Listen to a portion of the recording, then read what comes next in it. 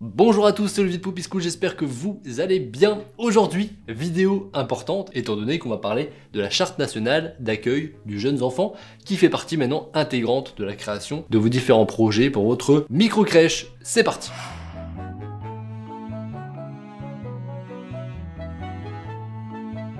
En 2015, il y a le gouvernement qui a mis en place une réflexion sur les différents modes d'accueil du jeunes enfants de moins de 3 ans, qui portait en fait sur son développement complet, cognitif, émotionnel, etc. et également sur la formation des professionnels de la petite enfance. Suite à cette réflexion, un rapport a été écrit en 2016, c'est le rapport Giampino, qui indique tout simplement qu'il faudrait mettre en place un texte cadre, une charte que devrait respecter l'ensemble des modes d'accueil d'enfants de moins de 3 ans. C'est comme ça qu'est née du coup la charte nationale d'accueil du jeunes enfants, et elle a été mise en place autour de 10 grands principes que vous allez devoir intégrer dans les différents projets, notamment votre projet d'établissement que vous mettez en place dans votre microcrèche. Cette charte, elle définit les différentes valeurs et principes qui doivent être respectés dans l'ensemble des modes de garde, et depuis le 23 septembre 2021, c'est devenu juridiquement obligatoire de mettre en application cette charte dans les différents projets, donc c'est important.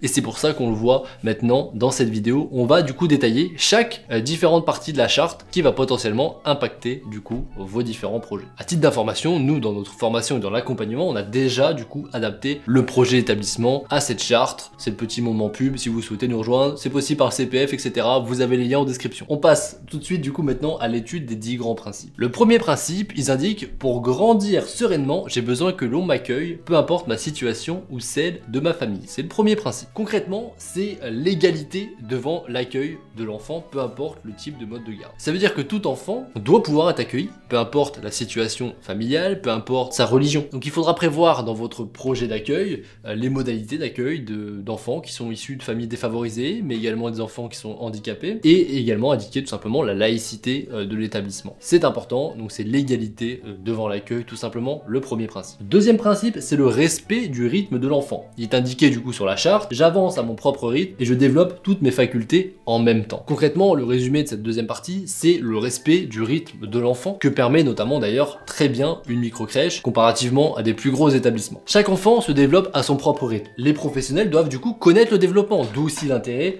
des formations. Le développement global de l'enfant se fait par le langage, le corps, le jeu et l'expérience, et c'est important que les professionnels maîtrisent ces différents aspects pour également proposer des activités qui y sont adaptées. Dans votre projet éducatif, il faudra donc intégrer la manière dont vous allez gérer et prévoir tout simplement de vous adapter au rythme de l'enfant. Donc pas forcément avoir quelque chose d'hyper cadré avec des heures très précises, ça va être à adapter selon les enfants individuellement directement. Le troisième point, ils indiquent: je suis sensible à mon entourage proche et au monde qui s'offre à moi. Je me sens bien accueilli quand ma famille est bien accueillie, car mes parents constituent mon point d'origine et mon port d'attache. Point important ici qui révèle simplement l'importance de la participation des parents et du développement potentiellement de partenariat. Je m'explique. La participation des parents, en fait, ça permet dans la crèche d'enrichir mutuellement les relations, que ce soit entre les pros, les parents et les enfants. Les professionnels doivent bien veiller à se différencier des parents en ayant une posture qui reste neutre et professionnelle. Bien sûr également sans jugement, et doit favoriser l'échange et l'accompagnement à la parentalité, qui est un point maintenant essentiel dans cette charte, mais également à intégrer dans le projet d'établissement. Il est par exemple indiqué qu'il faut éviter des outils de communication trop intrusifs, comme notamment par exemple des webcams dans une crèche. Moi personnellement, j'en ai jamais vu directement, mais effectivement,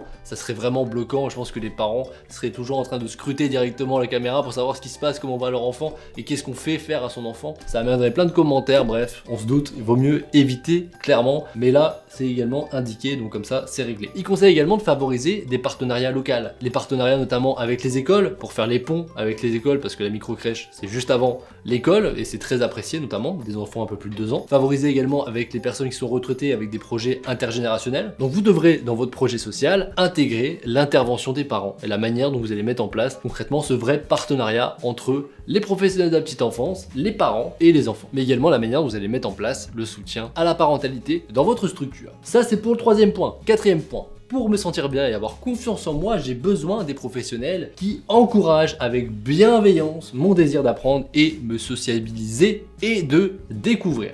C'est le quatrième point de la charte. Concrètement, ça veut dire quoi? Ces deux mots principaux qui sont d'ailleurs à l'origine, en tout cas de nous, création de nos propres micro-crèches, c'est la bienveillance et la bientraitance. Que ça soit auprès des enfants, que ça soit auprès des professionnels de la petite enfance. Là, on s'intéresse surtout aux enfants. Les professionnels, du coup, doivent s'occuper des enfants avec bienveillance et porter toute leur attention au respect de leur corps, avec la délicatesse par exemple des soins, du rythme de l'enfant, ça fait aussi partie bien sûr de la bientraitance, mais également avec la liberté de leur mouvement, la motricité libre notamment, mais également la découverte multisensorielle avec potentiellement des activités, du matériel que vous pourriez avoir dans votre structure. Votre projet éducatif devra donc être basé sur la bienveillance et sur l'individualisation de l'enfant, simplement de respecter son rythme, de personnaliser l'accueil et de s'adapter bien sûr à ses besoins, à ses goûts et à ses habitudes. Ça va favoriser son attachement, sa stabilité, favoriser également une séparation avec les parents plus sereine. Cinquième point, je développe ma créativité et j'éveille mes sens grâce aux expériences artistiques et culturelles et je m'ouvre au monde par la richesse des échanges interculturel. Concrètement, comment on le met en place? C'est l'importance là ici de l'art et de la culture. L'accès à l'art et à la culture permet à l'enfant de développer son identité. Donc ça doit être présent au quotidien, à la crèche. Ça passe bien sûr par les livres, par la musique, par tout simplement le dessin, la peinture, mais également potentiellement par des partenariats qui peuvent être mis en place avec des personnes qui viennent notamment conter des livres, qui viennent faire de la musique aussi en interne, si les professionnels que vous avez n'ont pas de connaissances musicales tout simplement, mais également des partenariats, et on revient à un point qu'on a vu précédemment, avec des parents. Profitez des différents talents, des différents parents que vous pouvez accueillir, qui viennent faire tout simplement de la musique, ou chanter, ou parler une autre langue, pour permettre aux enfants tout simplement de découvrir la diversité humaine. Donc en résumé, pour faire le pont avec les différents projets, il faudra dans votre projet éducatif prévoir la mise en place de tous ces types d'activités qui sont en plus des moments super agréables au quotidien sur le terrain. Sixième point, le contact réel avec la nature est essentiel à mon développement. Ici on voit de plus en plus de justement de micro-crèches qui ont un projet tiré vers la nature et c'est super, mais maintenant c'est carrément mis en place dans la charte nationale petite enfance. Le contact avec la nature est donc primordial et ça doit être un outil qui doit être intégré dans votre projet pédagogique. La manipulation, l'exploration à l'extérieur permet un développement de l'enfant et une sensibilisation à l'environnement. Il faudra donc intégrer dans votre projet social et développement durable, c'est pas pour rien s'il s'appelle comme ça, justement de permettre tout simplement aux enfants de découvrir l'extérieur, découvrir la nature, ce qui permet notamment de préserver en plus la santé des enfants, mais également la manière dont vous allez protéger la planète. Tout simplement, ça doit être indiqué dans votre projet social et développement durable. Point 7 de la charte nationale, fille ou garçon, j'ai besoin qu'on me valorise pour mes qualités personnelles, en dehors de tout stéréotype. Et il en va de même bien sûr pour les professionnels qui m'accompagnent. En résumé, ici c'est l'égalité des sexes, tout simplement. Les professionnels doivent être attentifs de pas inculquer et transmettre des stéréotypes, que ce soit des stéréotypes de genre, et ne pas associer par exemple une activité ou une couleur ou quoi que ce soit à un sexe. Il faudra donc les encourager sur les compétences de l'enfant et pas ce qu'il est capable de faire par rapport à ce qu'il devrait faire parce que c'est une fille ou parce que c'est un garçon. Il faut éviter bien sûr tout stéréotype entre les enfants et entre les professionnels de la petite enfance. Donc concrètement dans votre projet éducatif, il faudra une partie qui indique comment vous mettez en place l'égalité entre les filles et les garçons. Huitième point, j'ai besoin d'évoluer dans un environnement beau et propice à mon éveil. En même temps, si vous souhaitez faire votre micro-crèche, j'imagine que c'est aussi votre objectif de créer un environnement qui est agréable pour les enfants, pour les pros et pour vous-même d'ailleurs. Donc ici l'objectif ça va d'avoir des équipements qui sont propres, adaptés aux besoins de l'enfant, d'être dans un endroit où la qualité de l'air est maîtrisée et saine, de limiter au maximum les polluants dans l'air, que ça soit au travers des meubles, que ça soit au travers des peintures, que ça soit au travers des isolants, etc. D'ailleurs vous verrez sur YouTube on sortira pas mal de vidéos à ce sujet-là suite à notre nouvelle micro-crèche qui va bientôt ouvrir, qui est bio-construit, pas mal de sujets qui vont arriver très prochainement, donc abonnez-vous, c'est important. Mais également par exemple par rapport à tout ce qui est Wi-Fi, la loi Abeille notamment, interdit que les box soient en salle directement pour éviter d'avoir trop d'ondes tout simplement dans la crèche. Donc l'aménagement de votre local devra être conçu pour offrir un environnement beau, sain et propice à l'éveil des enfants et aussi, tant qu'à faire, c'est pas indiqué, mais également confort de travail pour l'équipe encadrante. Neuvième point, pour que je sois bien traité, il est nécessaire que les adultes qui m'entourent soient bien traités. On vient d'en parler, ça tombe bien.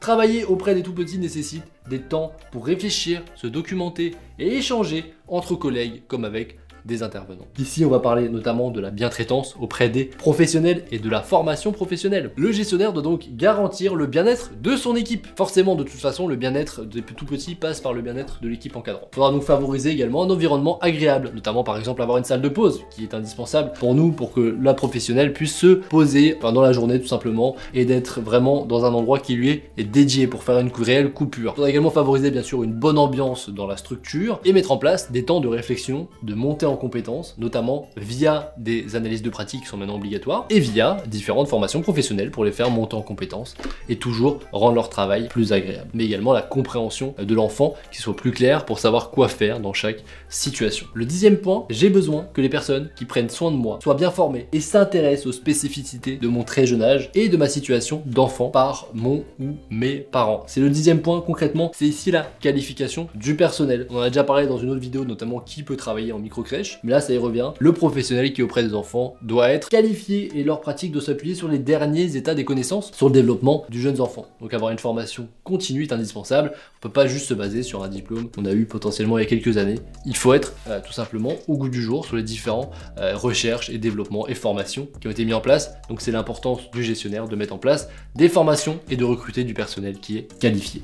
Voilà tout pour cette vidéo. Je vous mets l'ensemble des ressources, etc. La charte en description. Vous pouvez aller voir en dessous de la vidéo. Vous aurez tout ce qu'il faut si vous souhaitez pousser la réflexion. Surtout, il faudra prévoir que l'ensemble de ces points soient partie intégrante de votre projet d'établissement, de votre future microcrèche. Au final, c'est des points qui sont très bien et qui méritaient d'être écrits, tout simplement pour que ça soit mis en application dans tous les établissements de jeunes enfants. Si vous souhaitez justement vous lancer dans la création de votre propre microcrèche, vous avez en description notre guide des 6 étapes pour ouvrir votre microcrèche. C'est un guide indispensable pour savoir dans quel ordre faire les choses pour votre projet. Vous aurez également une formation offerte, tout ça se passe en dessous de la vidéo. Dans tous les cas, je vous dis à très bientôt dans une prochaine vidéo. Je vous souhaite la réussite dans votre projet, à bientôt, au revoir.